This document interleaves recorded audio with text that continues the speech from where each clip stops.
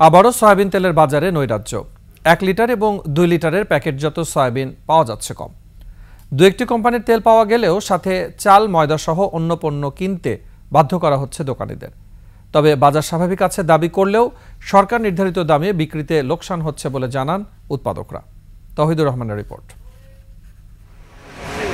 গেল অক্টোবর-নভেম্বরে বিশ্ববাজারে অপরিশোধিত সয়াবিন তেলের দাম 2 দফা বাড়লেও ডিসেম্বরে সেই দাম কমে আসে।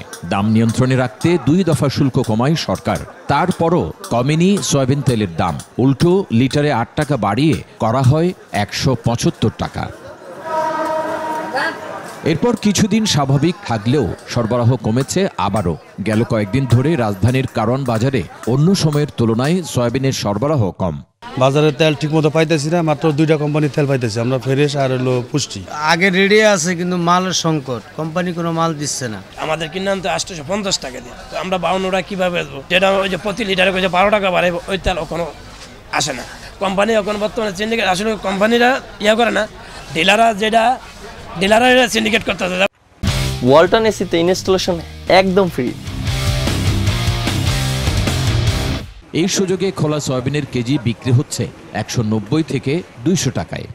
এলাকার এদিকে 190 টাকা না 200 টাকা করে বেচে।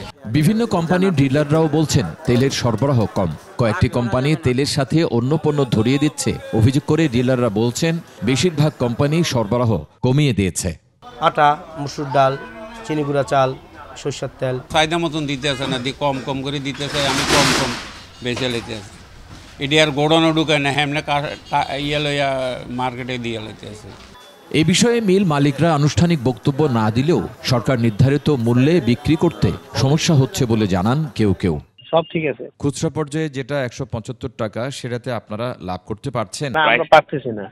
আবারও দাম সমন্বয় করতে চান উৎপাদকরা। 6 জানুয়ারি ভোজ্য তেলের দাম বাড়াতে ট্যারিফ কমিশনে নতুন প্রস্তাব পাঠিয়েছে মিল মালিকদের সংগঠন। আমাদের নিয়মতান্ত্রিকভাবে আমরা প্রস্তাব দিই, ওনারা যাচাই বাছাই করে দেখেন, এইটুকুই। তৌহিদুর রহমান, 21 টেলিভিশন, ঢাকা।